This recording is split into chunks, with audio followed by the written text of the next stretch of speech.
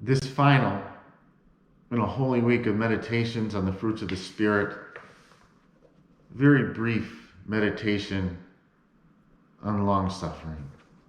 I'll start with a couple of poems and then a question posed by one of my favorite authors in the book called Faces at the Cross.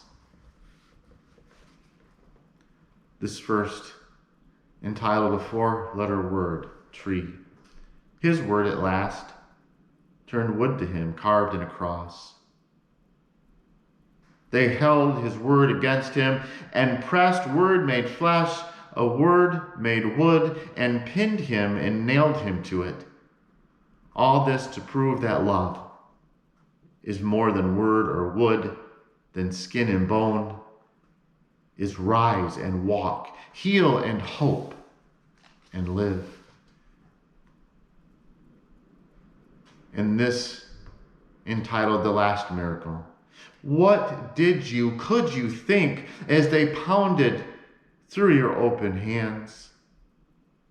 Forced, coarse, bloody iron nails to sink into the splintered wood. Did you feel the grasp of panic, that sudden stomach-wrenching sense that this, at the very last, is it? No further chance of changing or turning back. Were you perhaps bewildered, having hoped, despite defiant words, for at least one last minor miracle on your own behalf, considering all the rest? Did flooding fear compound with rage and hate at the sheer blind brutality of soldiers, fellow sons of God, treating you like meat to be hung raw in a butcher's window?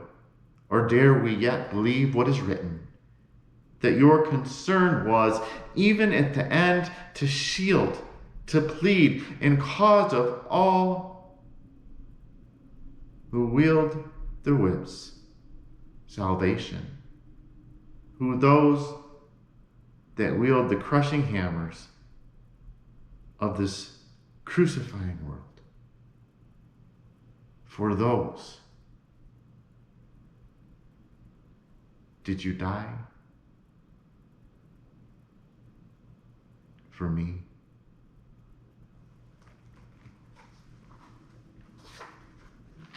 Mr. Shepherd then goes on to write these words in the foreword of this book.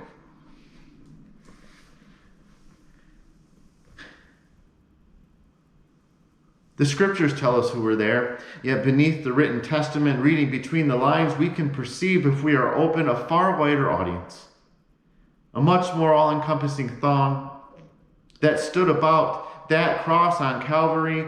We see the officialdom of every age, those bureaucrats who simply are doing their job, built in so doing, consigning the weak to unfortunate death.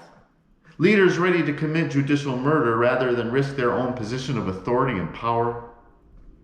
We see those ever practical souls who would invoke the theology of expediency, claiming God's endorsement for their cunning plots and schemes. We see those in the name of peace and quiet set aside the high demands of morality and law. We see bigots there, and butchers and brutes, those who find a twisted satisfaction in witnessing the suffering and pain. We see cowards there and crooks. If we look fully with opened eyes, we see ourselves, knowing this is wrong, is evil, is perverse, wanting to cry out, to intervene, to bring these proceedings to a halt, and yet afraid. Because we also know that if we utter one brief murmur of mild protest, we risk joining him up there. We risk taking up the cross to follow him. And what would that gain after all? Just another senseless death. So we keep quiet while we hate ourselves for doing so. Were you there? Were you there when they crucified my Lord? I was there. You were there. We were there. Faces at the cross. Were you there when they crucified my Lord?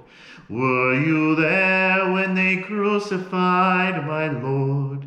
Oh, Sometimes it causes me to tremble, tremble, tremble. Were you there when they crucified my Lord? You see, this is the end of not a sprint in Jesus' ministry, but a marathon. After all the joy, all the healings, all the teachings, and all the sufferings, weeping at the death of Lazarus, crying and weeping for the fate of what would be in Jerusalem, predicting a divided church after he left, mourning for us. Suffering on that cross, after suffering in the Garden of Gethsemane with anxiety and pleadings to God to let this cup pass from him. Feeling forsaken, lost, and abandoned, yet fulfilling the scriptures, fulfilling the hope of salvation. He dies. He's taken down, he's laid into a tomb. His body is oiled with holy oil, anointed with perfume, wrapped in linens. He's left alone, and the stone is rolled in front of the tomb. And we're left hopeless. See, on this day, we don't see the resurrection. We see our Savior lying in that tomb, dead. Our hope dashed. We hide in an upper room, wondering what we're going to do next. Forgetting all of the times that he said to us, I will rise again. I will be back. Forgetting his promises, we cower in fear. Yet there's part of us that wonders, could it be? Hopes beyond hope that his words were not in vain. But we can't see that resurrection today. We feel hopeless. We feel lost. And we wait. Wondering what's next. Wondering what will become of us. Waiting in the dark as the world has plunged into darkness. We are left to wonder. What will become of us? So we wait, and we wonder, and we dare yet hope. Friends, take vigil in these next few days.